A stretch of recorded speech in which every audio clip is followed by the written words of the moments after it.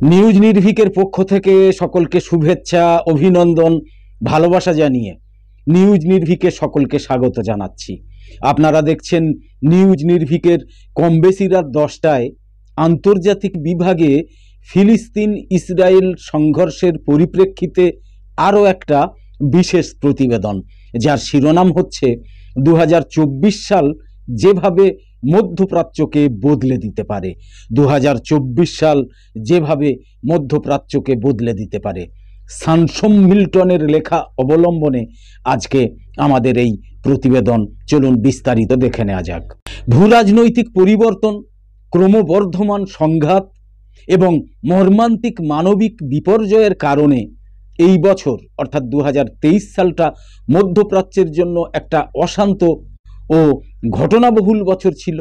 2023 সালের ঘটনা প্রবাহ নিয়ে আলোচনার সময় মধ্যপ্রাচ্যের জন্য পরবর্তী বছর কি বয়ে আনতে পারে তা বিবেচনা করাও গুরুত্বপূর্ণ হয়ে উঠেছে। গত বছরের পুরোটা সময় জুড়ে মধ্যপ্রাচ্যে কিছু বড় রাজনৈতিক ঘটনা ঘটেছে।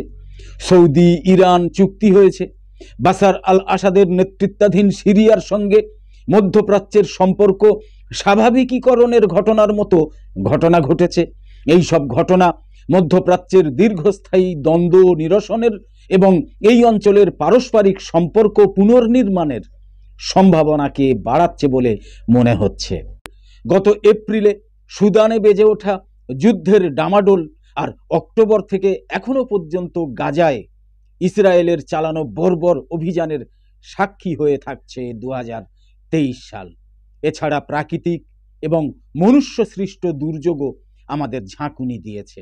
বিশেষত লিবিয়ার দেরনা বাঁধ ভেঙে যাওয়া এবং তুরস্ক, সিরিয়া এবং মরক্কোয় ভূমিকম্পের আঘাতে 53,000 মানুষের প্রাণহানি সবাইকে হতবিহ্বল করে দিয়েছে। এই প্রধান বিপর্যয়কর ঘটনাগুলোর কোনোটার কথাই আগেভাগে কারো পক্ষেই বলা সম্ভব ছিল না।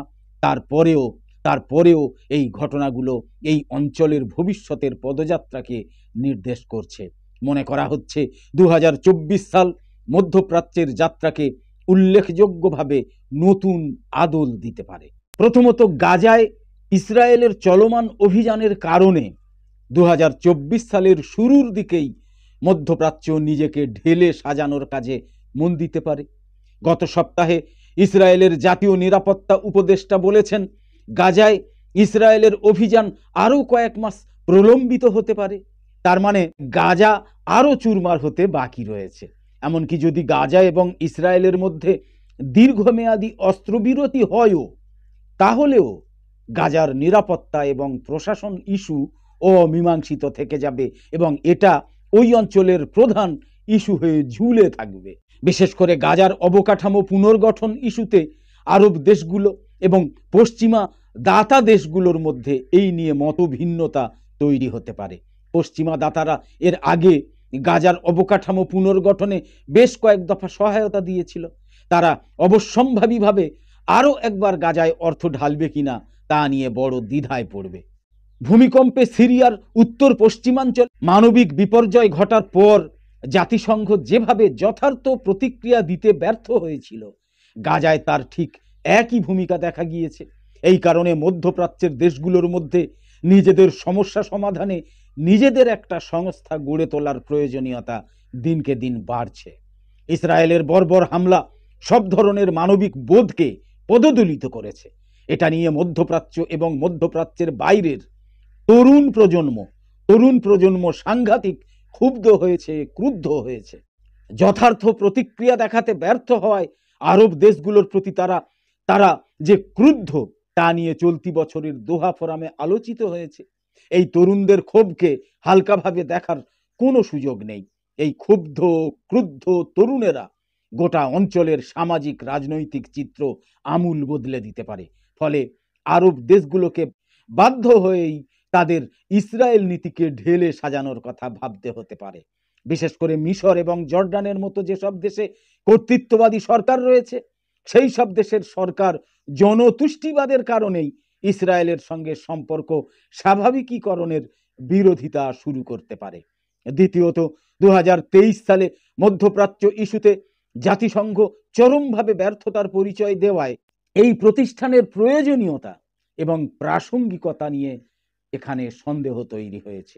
ভূমিকম্পে সিরিয়ার উত্তর পশ্চিমাঞ্চলে মানবিক বিপর্যয় ঘটার পর জাতিসংঘ যেভাবে যথার্থ প্রতিক্রিয়া দিতে ব্যর্থ হয়েছিল, গাজায় তার ঠিক একই ভূমিকা দেখা গিয়েছে।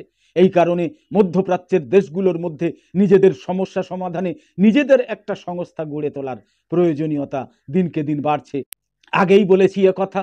তৃতীয়ত, গাজা যুদ্ধের সরাসরি প্রভাব 2024 সালে মধ্যপ্রাচ্য এবং উত্তর আফ্রিকার মেনা অঞ্চলে পড়তে যাচ্ছে। আন্তর্জাতিক মুদ্রা তহবিল ইতিমধ্যেই মেনা অঞ্চলকে অর্থনৈতিক অবনমনের পথে থাকা এলাকা হিসাবে চিহ্নিত করেছে। ইয়েমেন, সিরিয়া এবং সুদানে চলমান সংঘাতে মধ্যপ্রাচ্যের সরবরাহ ব্যবস্থা বিঘ্নিত হচ্ছে। নিজেদের আঞ্চলিক সমস্যা নিজেদের সমাধান করতে সৌদি আরব, কাতার এবং সংযুক্ত আরব আমিরাত তাদের নিজেদের তেল নির্ভরতা কমাতে হবে। এই বিষয়ে তারা ইতিমধ্যে সক্রিয় হয়েছে। তাদের যৌথ উদ্যোগ অতি দ্রুত মধ্যপ্রাচ্যের ভূ রাজনীতিতে নতুন মানচিত্র তৈরি করতে সক্ষম হবে, লিখেছেন শানসম মিল্টন, যিনি কাতারের দোহায় centre for conflict and humanitarian স্টাডিজের একজন সিনিয়র রিসার্চ ফেলো। লেখাটা তাঁরই, সেই লেখা অবলম্বনে আজকে আমাদের এই প্রতিবেদন দেখলেন আপনারা। তো আপাতত শেষ করছি। প্রতিদিনের নিয়মিত ঝটপট 10টা খবর আর জাতীয় এবং আন্তর্জাতিক বিষয় নতুন নতুন প্রতিবেদন পেতে সাবস্ক্রাইব, ফলো, লাইক এবং কমেন্ট করে নিউজ নির্ভীকের ইউটিউব চ্যানেল আর ফেসবুক পেজের সঙ্গে থাকুন। নিউজ নির্ভীক চ্যানেলে প্রতিদিন সন্ধ্যের পর নিয়ম করে থাকে ঝটপট 10টা গুরুত্বপূর্ণ খবর। কম বেশি রাত 10টায় নিয়ম করে থাকে জাতীয় বা আন্তর্জাতিক বিষয়ে গুরুত্বপূর্ণ প্রতিবেদন। প্রতিদিন দুপুরে থাকে পশ্চিমবঙ্গ সহ ভারতের রাজনীতির নানা ছোট বড় খবর এবং প্রতিবেদন। এছাড়াও দুপুরের একই স্লটে এবং অন্য সময়ে অনিয়মিতভাবে থাকে ব্রেকিং নিউজ, অবাক করা খবর, ফেসবুক থেকে খবরে নামের ভিডিও সহ কিছু ভিন্নধর্মী গুরুত্বপূর্ণ ভিডিও। তাই ব্যতিক্রমী খবরাখবরের জন্য এবং ব্যতিক্রমী ভিডিও পাওয়ার জন্য নিউজ নির্ভীকে চোখ রাখুন, নিউজ নির্ভীকের সঙ্গে থাকুন। সকলে খুব ভালো থাকুন, সুস্থ থাকুন। ধন্যবাদ।